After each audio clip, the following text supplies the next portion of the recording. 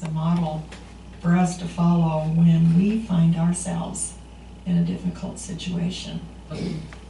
How do you handle a hostile person?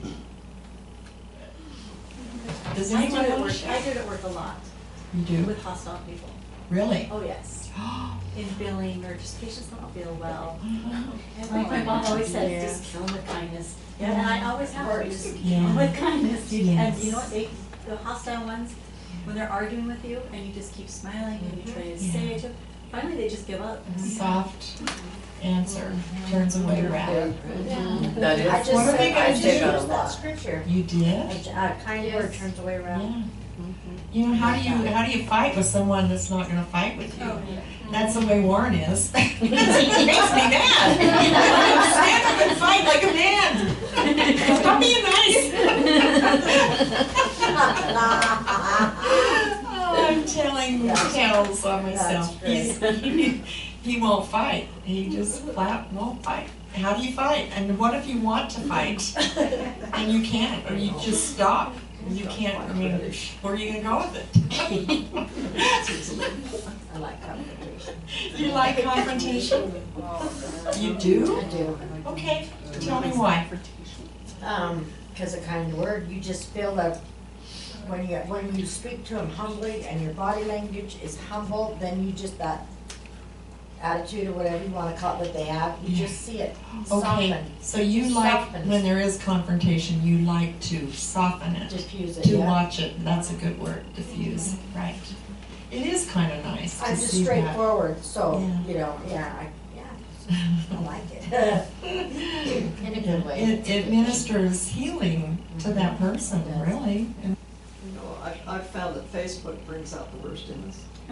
You know, and so it can. with our relatives, you know, I try to keep my mouth shut because we have to be around them. You do. So sometimes it's really hard. Sometimes there's a saying that says this. Some of you might want to write this down. The best time to hold your tongue is when you feel you must say something or bust. Think about it. When we blurt out what's on our mind when we're feeling that way, it does not usually bode well for us. That's the one time you don't want to hold your tongue, but it's the one time you better hold your tongue. Wow. There's a lot of truth in that. How did you answer the second one? Confronting someone about a difficult situation that needs to be addressed. My mind goes to Galatians 6:1.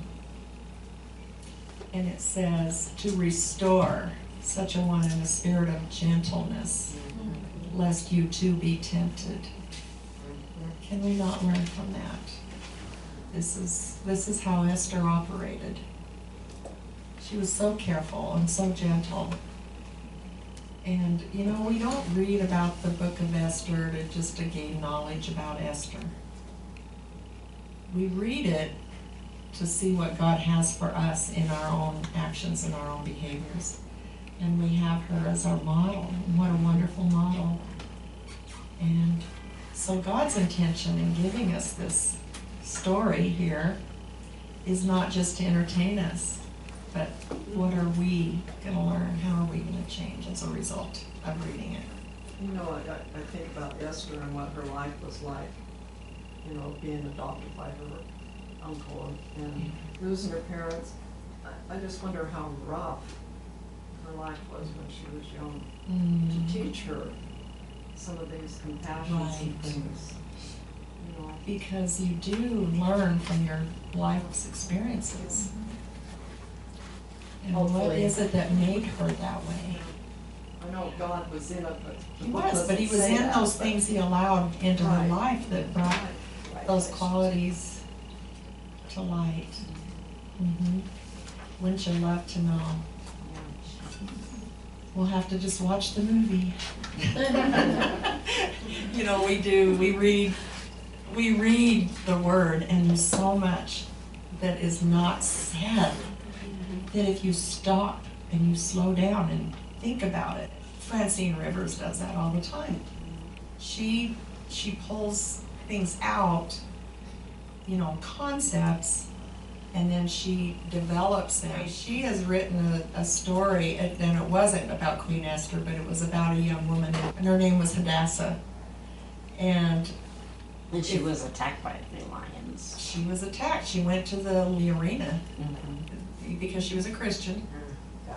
And, you know, but it tells her story of what, all the little things that happened to her along the way that made her a strong, courageous woman, like Esther, able to face those lions, literally. We all go out and we face lions every day, don't we? And we need to face them with courage. Mark of the Lion. And there is a trilogy. So I read book 2 before I read book 1. And so I already knew what happened.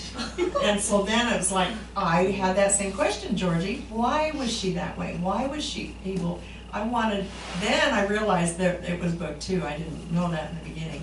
So then I went back and I read book 1, and then it all made sense. And you know, that's how it is with our lives. We're no different.